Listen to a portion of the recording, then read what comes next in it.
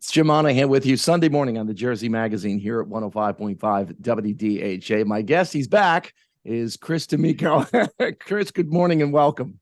Just when I think I'm out, Jim pulls me back in. I wanted to talk to Chris about a couple of different things. It is coming on Christmas. They're cutting down trees, putting up reindeer, singing songs of joy and peace. And this is a time of, a lot of anticipation, especially if you're a little kid and there's a lot going on, but it can also be an anxiety filled time.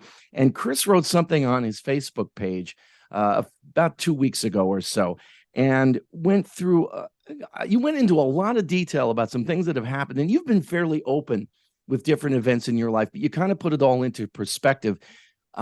Over the course of 6 years, you suffered 3 significant losses in your family. And I'm cutting to the chase here.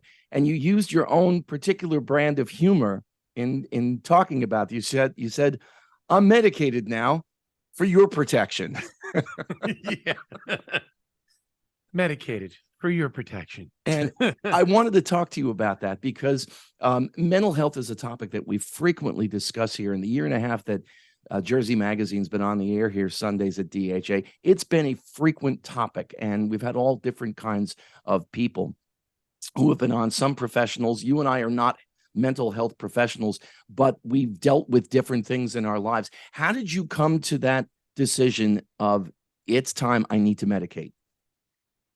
It's one of those things where, first of all, mental health has got such a stigma. It's been like a taboo subject. So to hear that you talk about it often is actually very nice. It's something that, we grew up in a generation of John Wayne parents, the John Wayne dad. Oh, come on, just get up, toughen it up, walk it off, rub some dirt on it. Let's go. Don't be such a baby, get up, Mm-hmm. and it's a stigma to talk about mental health, from the 70s and the 80s and 90s. Now it's starting to come out into the forefront. I mean, I think the pandemic had a lot to do with it as well.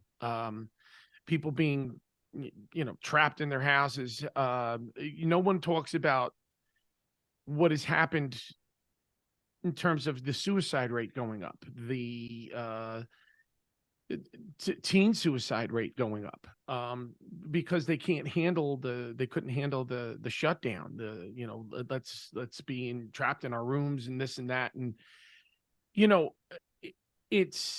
came to the decision about taking medication because it was a fight in me. And the funny thing is if, I believe that if you can defeat the devil within, everything external will be a breeze. And really what medication is a tool, if used correctly, not abused, if used correctly under a doctor's supervision. I'm on a light dose, I'm taking a Lexapro. Okay. And really it was the anxiety. And you said I lost 3 members in 6 years, my son, my mother, and my sister. And, my anxiety, my grief came out in anxiety, I should say, overthinking everything, turning molehills into mountains, using that what if mentality. But what if this happens? What if that happens? And, that's when you go to sleep at night and your brain wants to talk to you about all the what if stuff, and what if this, and what if you can't afford that? And what if you do this? And what if, hey, what's that pain in your side? What if it's cancer? And eventually you got to get to a point where you say to yourself, okay, I've fought as valiantly as I can without help. And the therapy isn't doing it alone. I mean, as we've discussed this several times. I lost my son in a tragic boating accident that I was a part of. So the PTSD of that, on top of the grief of that, has taken its toll. You can only chip away at the stone so much before it's down to a pebble, and you need to reach out and try to do something for your own life, for your own sanity, because like I said, the biggest enemies were never external; they were all internal. They were all the internal battles that you have in your mind. And really what a medication has been a tool to try to keep that anxiety and stuff down, tamp it down. For me, and I don't think I've ever really talked about this on the air. When I was a junior in high school, we had to keep a journal for one of our classes. And after junior year, I kept it up for a while. And through senior year a little bit, off and on through college, following graduation a little bit. And I hit a crossroads. I was turning 30. And 30 appears to be the big age for men because it's the first time that we start to think about our mortality. And I was seeing a therapist to deal with certain things. And I wasn't sure what was going on. I just knew I didn't feel right. So I went back and I read this journal. And Chris, the highs and the lows, I'm looking at this like it was almost manic. And I'm thinking, whoa, how did I not see this? You know, Well, and you again, can't see the I'm forest because the trees are in the way. That's why. yeah, right. I'm a junior in high school, so I have no idea really what's going on. But in retrospect, it was like, boy, I wish I had dealt with this a long time ago. There's a lot of things. You know, I was actually speaking to my wife last night about how your life is like a movie. And when I think back on my life up to now, and I'm only, you know, I'm 52 years young. So when I think back at my life, there's segments. There's that junior high segment. There's the, you know, the Chris the touring band guy thing, you know, the bar and club bar star. There's, you know, Chris the DJ. There's Chris the dad. And it's the same story, but you're a character in each one of these in each one of these segments. And in each one of these segments has its own stresses, its own strifes. As you've seen, you know, on my Facebook, you're an avid Facebook follower of mine. I like to do two things with my Facebook posts. They actually serve a double purpose. They're cathartic for me. They act like a journal for me, in some ways. But I also like to deliver a message and teach through my experience so that if anybody else is suffering, they might turn around and go, oh my God, I'm not alone. Oh my God, there's somebody else, because that's just it. You know, everybody is going through something. Mm-hmm. What their something is big enough for them. You know, because you can hear stories and you go, that's nothing. This is what I'm going through. And they can go to you and that's nothing. This is what I'm going through. But to each one of you, it's like, this is 100% of my mental capacity right now, of what I can handle and what I can break. And as you know, with me, humor and caffeine and music have gotten me through the last almost decade of my life. And now, you know, I've opened the other layer with the medication. And believe it or not, I had it for almost a month before I kept staring at the damn bottle. You know, I did. You know, and I would say to my wife, but this thing on the, you know, WebMD said I'm going to die if I take this stuff. No, you're not. But this said it could do this side effect, right? If you're a Mongolian from, you know, just take the medication. I struggled with even wanting to take it for a month because I felt like it was some kind of a failure. You know, taking the medication made me feel like I failed. I failed myself. And that's not really what it was at all. It was, hey, dude, you did great on your own. Now you need another tool. You know, you've succeeded through all the worst days of your life. You know, when I do public, as you know, I mean, because I'm a jack of all trades, master of none. When I do the public speaking, which I can't do right now, obviously, when I do public speaking, I tell people, you know, one of the things, if I'm going to do an exercise with everybody, I tell them to list everything go all the way back to the earliest memories you can, and list all the things that you've went through that were like a hurdle in your life. And really, like, take a book and list them. You know, mine reads like a Stephen King story, but when you list them and you take a look at it and you realize, wow, I'm still standing here. It really puts things into such a perspective for you that I can't even begin to describe. Like, wow, yeah, that happened and that happened and that. It's not like you want to open old wounds, but like you just, you know, Not saying go into detail, just literally a bullet point. Boom, boom, boom, boom, boom, boom, boom. You know, the other things that I've learned, and believe it or not, the medication has given me the clarity to see a lot of things in a different perspective too, because my mind is not clouding me with other stuff. I always tell people, if you feel like you're in a hole, the first thing you got to do is stop digging. When you feel like you're in a hole, stop digging. So why are you going to keep digging? It's like, when you used to break up with the girlfriend, what did you do? Did you just go, okay, we broke up and move on? No, you had to listen to all the sad songs, drive by her house, and just keep bringing yourself lower and lower into the hole. Why am I doing this to myself? Why am I doing this? So and today on DHA, it's songs to slit your wrists by. Thank you for breaking up with me, Susan. Songs to slit your wrist by is the theme today on 105.5. And that's what you do. You make the mixtape and you drive around with the CD in your car of like, well, now it's a Spotify playlist for, and you dig yourself into a deeper hole. If you're digging yourself into a hole, stop digging and then reset, refocus, and relaunch. And if that takes medication, if that takes therapy, if that takes just getting a friend who's on your level and just sitting there and talking it out, or doing what I do, be cathartic about it, write it all out, get it out there and teach people. I get healing from helping. Kindness for Christopher. We've gotten healing from helping. You give a little love and the love comes back to you. And that's really what it is. And how many private messages that I get? Just from you. Hey man, you hit home. This is something, and if our little segment right here helps somebody come to terms with, you know what? I'm not alone. I can get up. I can, if this medication is going to help me, and it might not, but you won't know unless you give it a chance.